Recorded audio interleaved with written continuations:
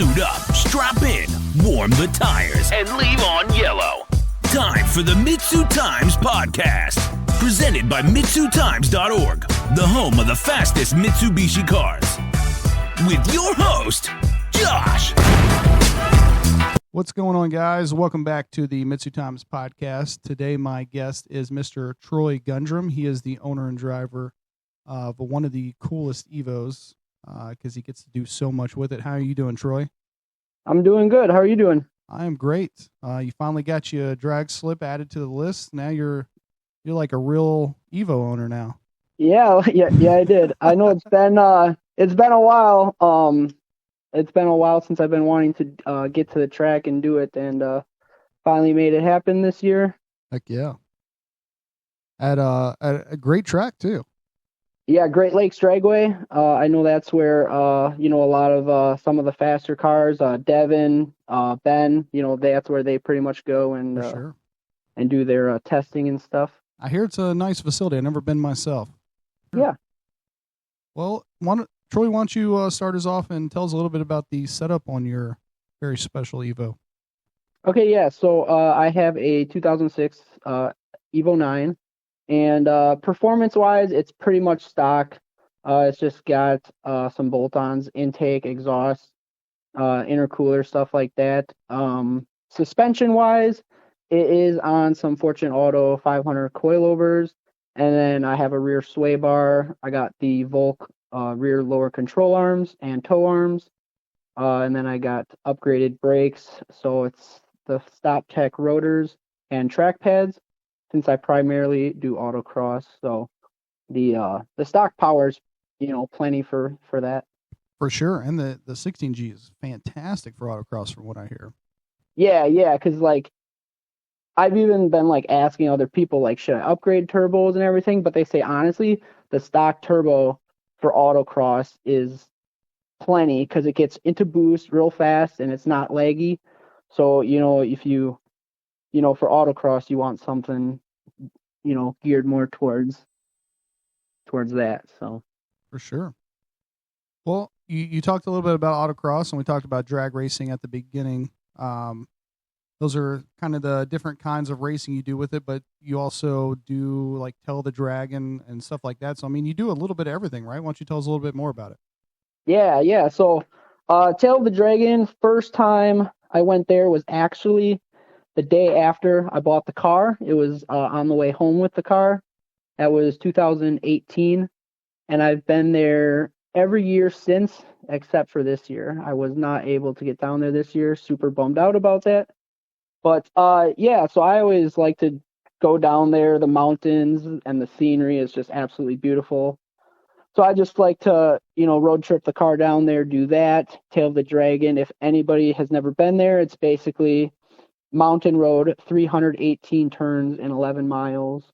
And they're banked and switchbacks, and it's like a track, essentially, but it's a public road. Right. So tell us about some of the autocross events you take part of too, because it seems like you're posting a lot of autocross stuff. Yeah, so the local club I race with is Fox Valley Sports Car Club, and they have about one every month from about April until November.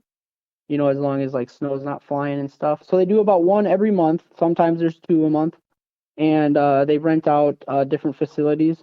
So one of the main tracks is Road America. If you've guys ever heard about that, it's the 4-mile circuit track. But they have a go-kart track on the same grounds, and it's called the Motorplex. So we do the autocross on the go-kart track, which is awesome because every single time I've been there, there's always either been some other race going on or a private club racing. The last time I was there, they had a Porsche club, and there's over 100 Porsches just ripping around the track, and it's kind of cool. And then they also rent out. There's a track up in, I'd say,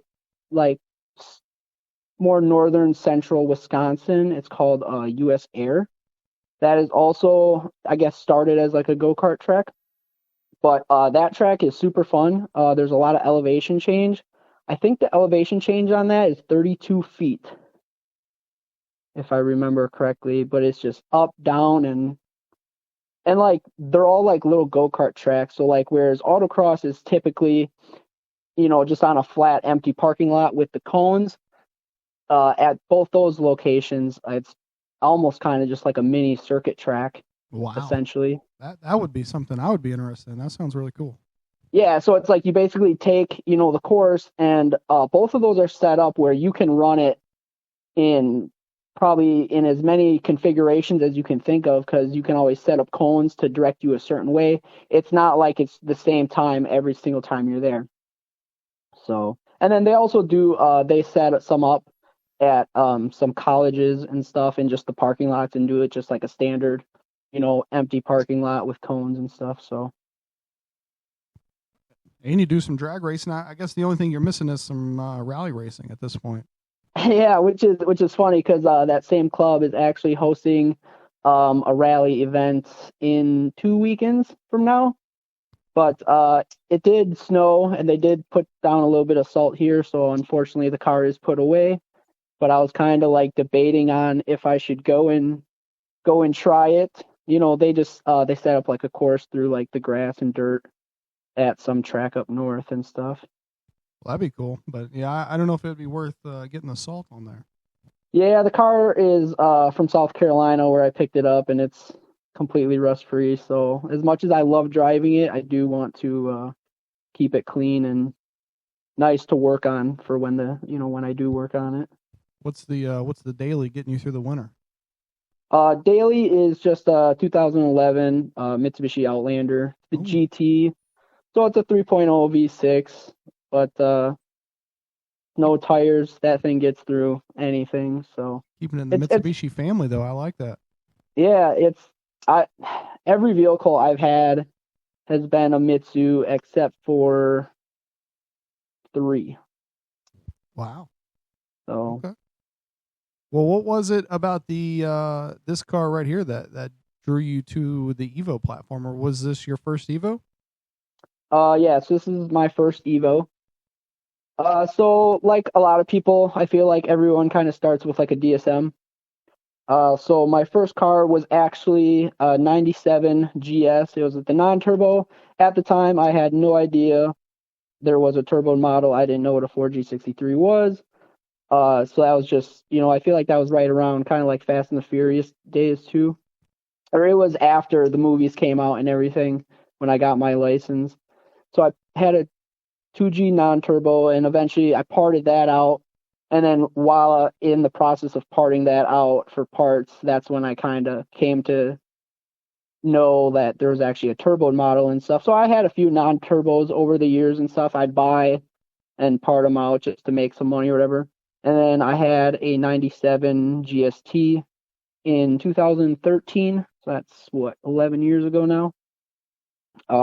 I did upgraded turbo on that. I did, a whole fuel system. It was just a GST front wheel drive, but if I remember, I think it dynoed a little over 300 on Booston's dyno. But I mean, front wheel drive, that was kind of fun in itself. And especially then back then, that's very respectable. Yeah, so it was fun. And then I didn't have really anything fun for a few years. And then, the Evo was like kind of like the next best thing that I wanted to get into. So it was probably 3 years on and off looking for the right car. And I was very particular in what I wanted. The electric blue was ideally the color I wanted. I would entertain a graphite gray or maybe a wicked white, but any other color, I just wasn't really interested. So I was mainly looking for those 3 colors, ideally the electric blue. And I'd seen some online, and I had asked like, oh, does anybody know this car? And it seemed like every car that popped up, there was always some like backstory and just, I don't know, just not very well taken care of. And I was like at the point where I'm like, if I do it, I want to make sure I try and get like V1 on my first, I don't want to, buy a few and then, to find the right one. So I definitely took my time. I'll say that. Well, good deal. What was this one like whenever you picked it up in South Carolina? Yep. So this one was picked it up down in South Carolina by Columbia. That's the capital. It was May of 2018. It had 102,000 miles on it. It was completely stock except for lowering springs and an exhaust. Like stock radio, like stock wheels, stock airbox, like stock. Wow. What year was this? It was May of 2018. Wow. Surprised a stock one still existed. Yeah, and I remember too, like at the time, um, like I paid 19 for it. And at the time, I remember you could get like you could find like a Evo 9 with like that mileage and kind of that like kind of condition for slightly cheaper. But I was like, I will pay more because it's the electric blue that I wanted to. And like now looking at prices now, like I probably wouldn't buy an Evo in like today's market and seeing what they're going for. And so I'm honestly super happy I picked it up when I did. Right. I mean, they're only getting rare every day. Yeah. Well, and electric blue, I feel like is probably one of the rarest, most sought after colors. I agree. So I know it's not the rarest because, people will bring in the whole RS trims and stuff. But, if you're speaking just on color and then the fact that it is a 9 on top of that. I feel like most of the 9s you see are that graphite gray. Yeah, I feel like graphite gray or the white. I feel like most of the 8s are yellow for some reason. Yeah, the 8s, I mean, 8s came with a bunch of different colors too, so. Well, good deal. So, Troy, you've had some not really a whole lot of issues with this thing. I remember you were having some trouble with the brakes, right? Wasn't that the deal? Oh, yeah. Well, I mean, it was more so bleeding it. I guess I could have just read the manual. Who's got time for I don't that? know. It's like one of those things where it's like, I don't know, like I've bled brakes on other vehicles before and stuff, but for whatever reason, like in the manual, it says to bleed it with the car running.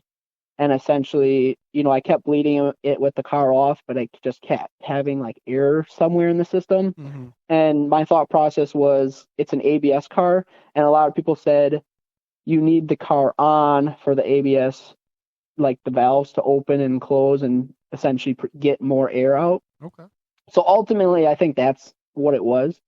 But yeah, so that was just I redid the calipers. I got them powder coated and stuff just because the red, as every Evo does, they just fade to like brown and stuff. So that was mainly the reason. And I did the brakes as well at that time, the track pads and the slotted rotors and stuff. Nice.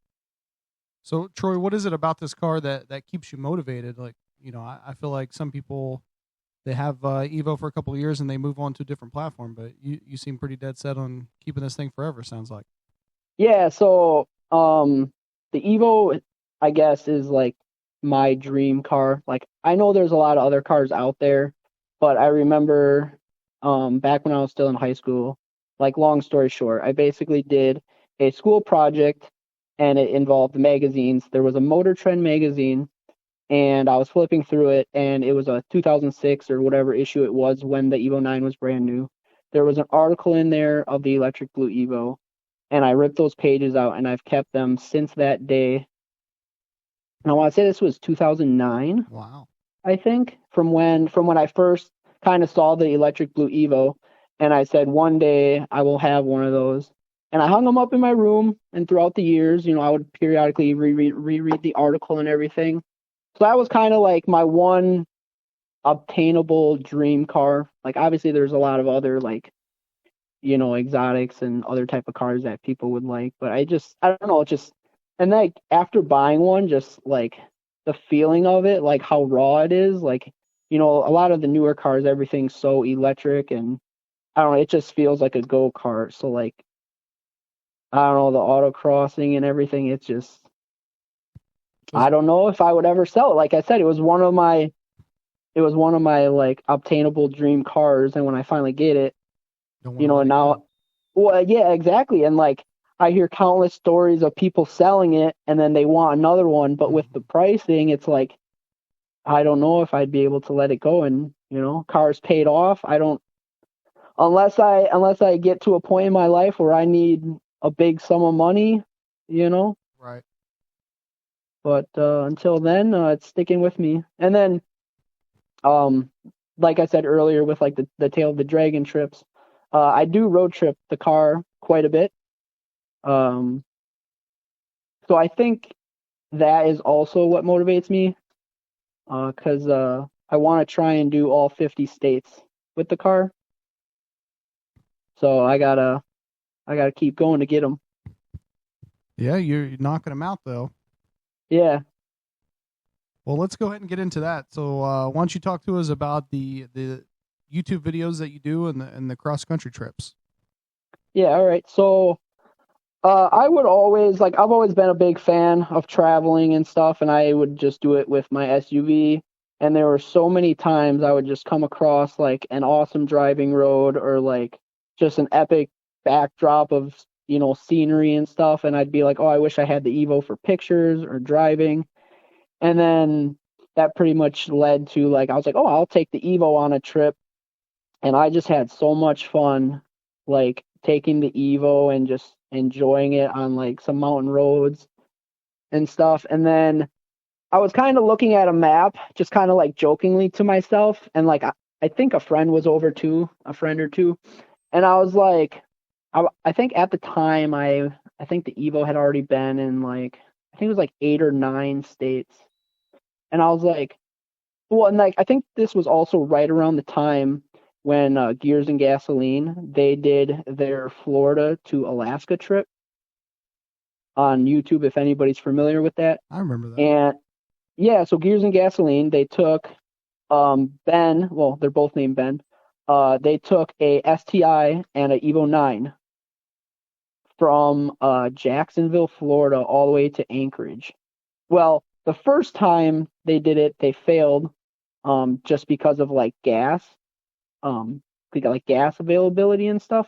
But then they actually went back the second time, and just like watching their YouTube videos and stuff, like how they documented the trip of just like road tripping cars that you typically, obviously it's the Evo's was never meant to be like a road trip car, So I think that also is what excites me, is to kind of do it in a car that people don't necessarily see all the time. Definitely one that you don't see people making road trips in. Yeah, so it's like, I feel like a lot of times people are like, whenever I do like at gas stations, everything, people are like, oh, I haven't seen an Evo in, X amount of years. And then when they find out, I'm from Wisconsin and I'm way out in California or Florida, like it's really kind of, it's not just like the next state over, it's For sure. It's across the country.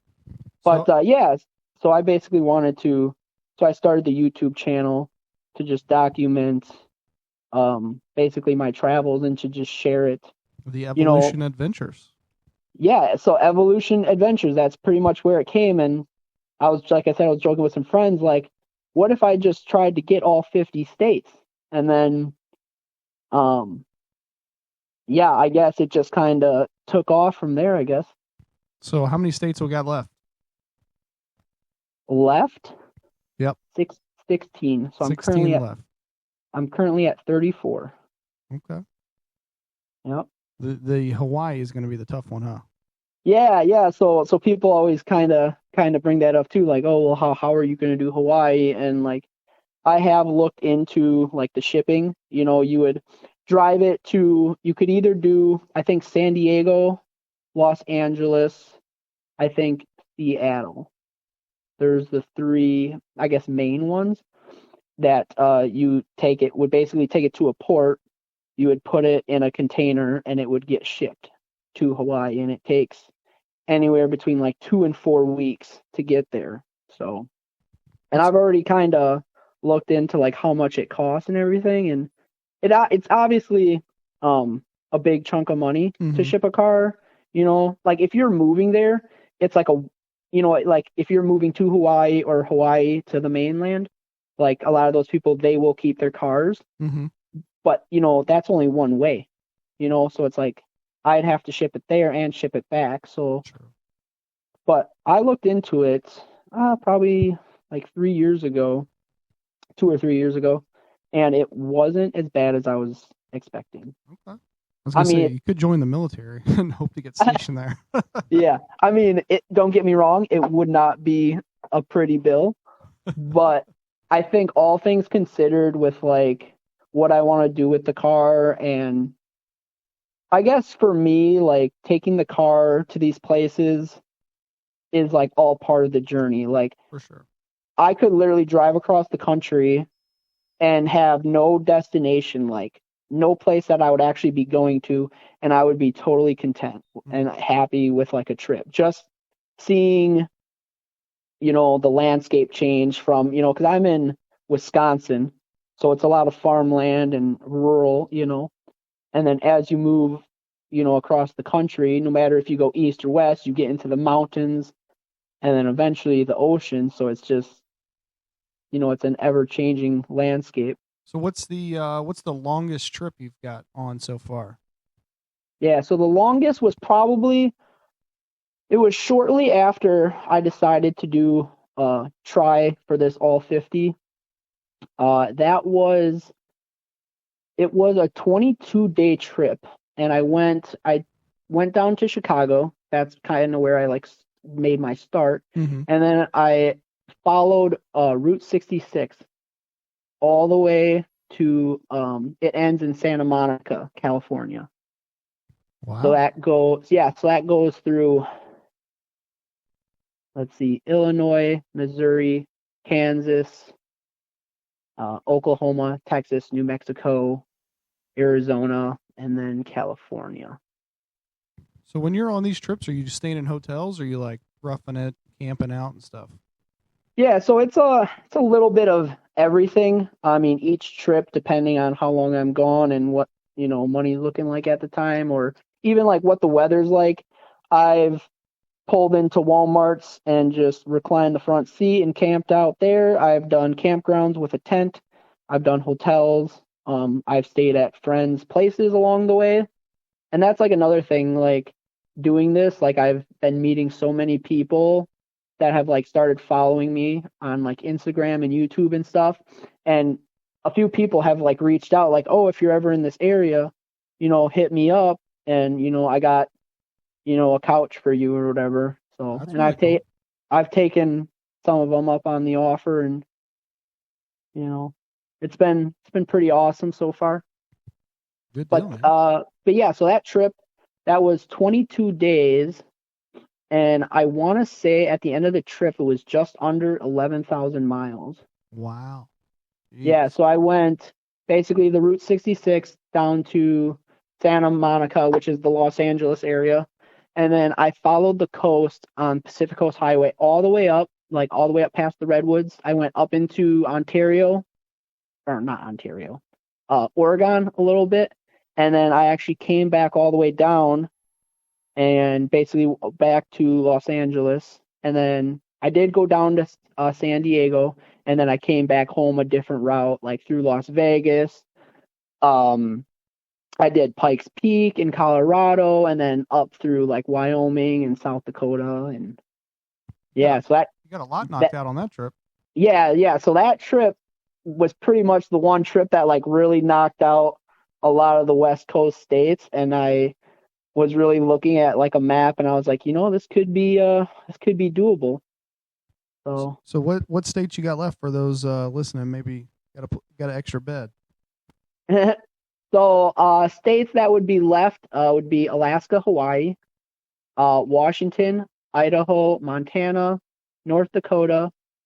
It'd be New York, Vermont, New Hampshire, Maine, Massachusetts, Rhode Island, Connecticut, and New Jersey. Actually, not New York. Sorry. I did, New York was actually my 34th state, and I actually went through there right after the shootout this past year. Oh, that's right. Yeah. Yep. Yeah. And then I was in Ontario and stuff, and then my crazy self thinking, I was like, whenever I do get up to Alaska, I'm going through Canada or whatever. So then I was like, maybe I could knock out a bunch of the Canadian provinces and stuff. Yeah. But those things are huge. Oh, and then the three states down off of the Mississippi River. So Arkansas, Louisiana, and Mississippi. Those two. Cool. I was trying to think of them off the top of my head because I know it's pretty much kind of like the Pacific Northwest, kind of. Mm-hmm. I would like to go back to Oregon too because there's definitely a lot of stuff I want to see and do there yet. Yeah. And then pretty much like the Northeast. Yeah, like all New England. The New England area, and then down the three states down by kind of like the Gulf. Arkansas, Louisiana, Mississippi. That'd be a fun trip down there. So, Troy, you think if you could start all over and go back in time, would you still make that trip to South Carolina and pick this thing up? Absolutely.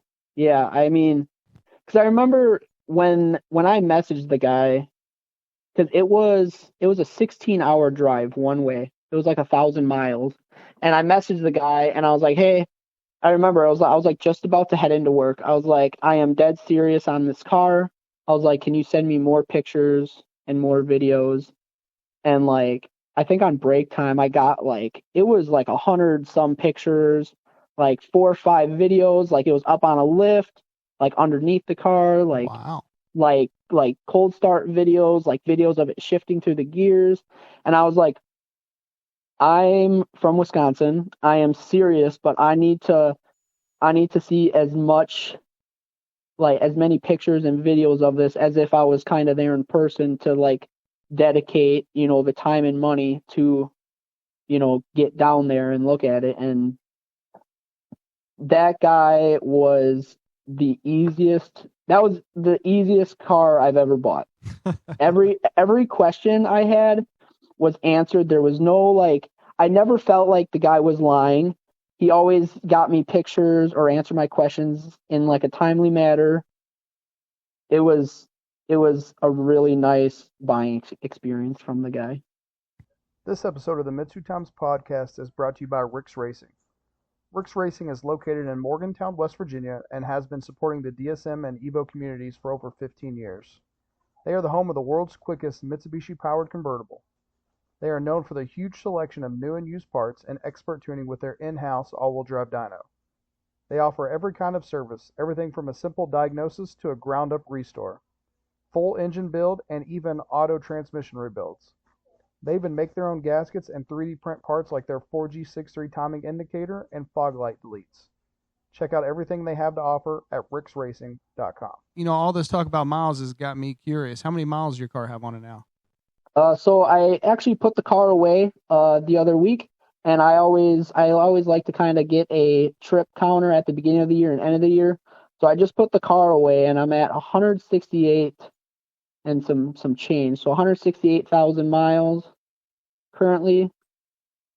Wow, that's so cool, and obviously holding together very well. Yeah. I haven't had pretty much any issues with it. I did do the clutch beginning of this year. That was at 153,000 miles, I believe, or 100. It was around 150, 160, something like that. Okay. So pretty much did the clutch, and I upgraded the brakes and stuff, like I said, over winter and stuff. But good as new. It's been pretty reliable. The engine, that's like another thing too. Like the engine's completely unopened. Man. So yeah, like the head's never been off. To my knowledge, the guy I bought it from and everything, like I said, there's documentation from day one, like receipts and everything. So to my knowledge. When you bought it, how many miles were on it, Troy? 102,000. That's a lot of miles in a couple of years. That's really cool. Yeah, it was 15,000 miles just this year. It was 15,007 exactly. I hope you don't have one of those car insurance deals where it tracks you or whatever. No, I don't. So, if someone out there they're listening, they just bought an Evo, maybe they're thinking about using it as a road trip vehicle, or I mean, hell, maybe just wanting to get into an Evo for some autocross. What advice would you give them for their build? Yeah, so I would say just like any Evo, and like a lot of people gave me this advice, so I would give it too, is just make sure all the maintenance is up to date. If like when I bought my car, there was documentation of when like the timing service and all that was done, so I felt pretty confident in that. But if you're buying a car and it doesn't have that documentation, I would say, a timing belt and water pump service would be just like a nice peace of mind to make sure it's been done, check all the belts. And like before I go on a road trip and stuff, I'll do like a nut and bolt check. So I'll jack the car up, make sure everything's tight. And I mean, I feel like any vehicle, I think you would want to do that. Like if you're first buying it, just give the vehicle a good once over. And then for autocross, like I said, uh, stock turbo is plenty. Your main upgrades where you're going to see, I guess, a faster time would be in your suspension and your tires. So I just recently this year, like I was just running some like for road trips and stuff. I run the Firehawk Indy 500s or whatever, and it's like a good bang for your buck type of tire, but it's not great for like autocross. So I actually went with the Bridgestone Potenza RE71 RS tires, and it is like night and day difference. Like No kid.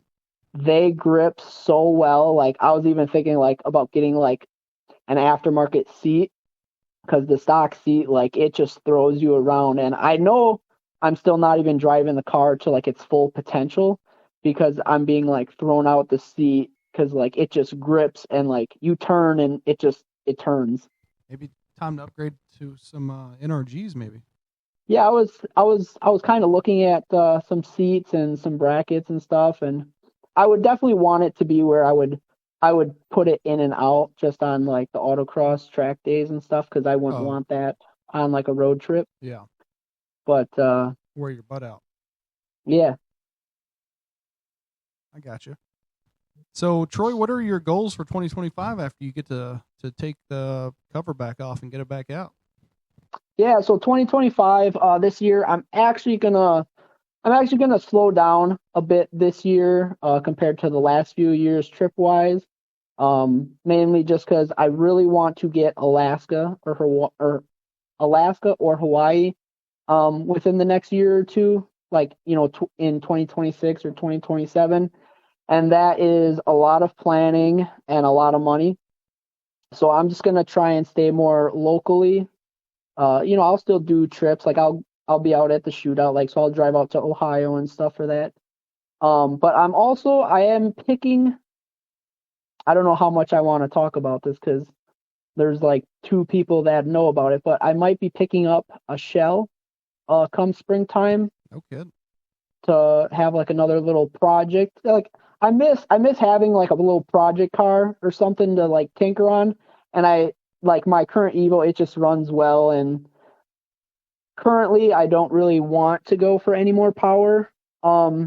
So I'm just pretty much enjoying that car the way it is, but I do miss tinkering around on something and wrenching on something. So if everything works out in spring, I should have another car that I can be working on. Well, that's pretty sweet. Can you give us any details, any teasers? It's a Mitsubishi. We'll take it. So, do you have any long-term goals other than just hitting all 50 states with this car, Troy? Yeah. So, like I said, like when I go up to Alaska, I'll be going through part of, obviously parts of Canada and stuff. So I thought it would be really cool to kind of hit all the Canadian provinces and stuff, like even all the way out east, like to like Nova Scotia and Newfoundland and stuff, or Newfoundland. Sorry, Canadians, if I pronounced that wrong. Um, but yeah, so that, and then I also, once I do get closer, I really would like to do some more power in the Evo. So I guess long term would definitely be that. I think like maybe like 400, 450 wheel horsepower would still be, fun to have on the street and not, you know, risk too much reliability and stuff. So yeah, so I definitely have plans where I want to, do stuff to the car and make it faster, but I feel like all my money and stuff is going to traveling right now. So, but definitely down the road, I would like to. So, Okay. Well, you talked about the shootout a little bit. What other events can we see you at in 2025? yeah, so I'll definitely be at the shootout. I definitely would not miss it. It's always the one event I try and do. And then I guess autocross would basically just be all the local autocross events through the car club, like I said. So those are all around Wisconsin. I mean, I want to go to a World Cup final, but obviously just as like a spectator. I've been watching so many years like from home, and I think this year because I'm gonna be traveling less, I think I'll maybe just fly out there for the weekend and definitely check that out. Yeah, that's a good time. I can vouch for that one. Yeah, I know. I keep seeing like you posting and just everyone else, and it's just one of those events where you gotta just, I guess, live it to experience it and stuff. For sure. It's I mean, I always think the shootout is crazy, and then you go there and it's like not only Yeah, the pits packed, but the stands are packed. The walking in between the pits is packed. And I've never yeah, that's experienced what. anything like this. Yeah, yeah, that's what I always keep hearing. So I was like, one of these years I just got to get there. And so I'm thinking this next year I'm gonna make it. I'm gonna make it one of my priorities. So Well, good deal. So, Troy, people want to find and follow you on social media, and see you get these last 16 states plus some of the Canadian ones. Where can they go online? yep. So I'm on Facebook, Instagram, and YouTube. You can just type in Evolution Adventures. Should come up pretty easily. I mainly post to Instagram and YouTube though, but trying to be better about Facebook. But yeah, so I got videos of the road trips, and then if I do any like modifications or whatever to the Evo, even if it's just little things here and there, I always try and make like a video. So I did like a video with the clutch and the brakes and all that stuff. So I still put out some build type videos. Those links to all the social medias will be down in the details, just like always. Well, finally, Troy, I always give people a chance to give a thanks or a shout out to anybody who's helped them out along the way. Is there anybody that you want to give a thanks or a shout out to? Yeah, I definitely got a great group of friends around me. I would say Harley, Barn Built Dreams. I'm sure a lot of you know him. He has definitely been like a big inspiration. Like just his inspiration and motivation, like talking has really helped me, kind of push my videos. Because there was like a time where I was kind of like, oh man, I don't want to do this, and he's like, do it, just do it. So definitely he is a big one. And then in no particular order, we got my friends Jigs, Kong, Brandon, Kelsey, Luke, Trevor, Tim Zimmer, AJ. He's at Endless Performance. He's helped me with a bunch of parts. And then Devon from STM. He's helped me with a bunch of parts. But yeah, just friends that just if I ask for advice or they come over and help me here and there. And then on the autocross side, through the car club, definitely Tom. He's like he's like the head chairman of the car club. Tom has definitely helped me a lot. He's actually owned a few Evos, and he jumped in my car. Definitely gave me some tips, and the next few runs out have been faster. And then Logan, and then Brooke and Mitch. Brooke and Mitch are also two of my friends, but they're heavy into autocross as well. And they give me ride-alongs, and I can kind of see how they will do like a autocross course and stuff, and just kind of pick up maybe where I can get faster. And everyone's just been super helpful, even just within that whole car club. So. Well, hell yeah, man. That's awesome. You got a great group around you. Yeah. And then obviously last but not least, thanks for asking me about doing this podcast. I know the MitsuTimes is mainly about drag racing, so I appreciate you letting me to get on here and kind of share what I do. Of course, we got to get a little bit of everybody on here, trying to make it. I know it seems like it's only about drag racing, but it's not. It's hard to list the autocross guys. That's my problem. Yeah, because that's the thing. Like autocross, the course is different every time. So when you put up a time, it's hard to it's hard to compare it, But I definitely next year I will get back to the track. That track slip, I definitely had some exhaust leaks, so definitely wasn't my best performance or driving. But I definitely, I can definitely see, after I think my third or fourth pass, which I'll actually have a video coming out soon about that day drag racing. I know I say I can definitely see how guys get hooked on this. So, I'm sure I'll be going back to the track a few times and doing some drag passes next year. So I'm just glad you're taking the car out and getting something out of it, not just taking it out to shows and stuff. And I think that's really what MitsuTimes is trying to promote, and that's something I really appreciate about what you do. Yeah, man. I just want to use the car. I want to try a little bit of everything. It might not be great at one thing, but I definitely want to give a little bit of everything a try. Absolutely. Well, Troy, it's been an absolute honor having you on, man, and I can't wait to see some more videos out of you and get you a better slip. Yeah. All right. Appreciate it, man. Yes, sir. I'll talk to you soon. All right. See ya. Thank you for listening to the MitsuTimes podcast. Check out our Instagram and Facebook for daily updates. Get added to our list by going to MitsuTimes.org and clicking Submit a Slip. Thank you to all of our sponsors.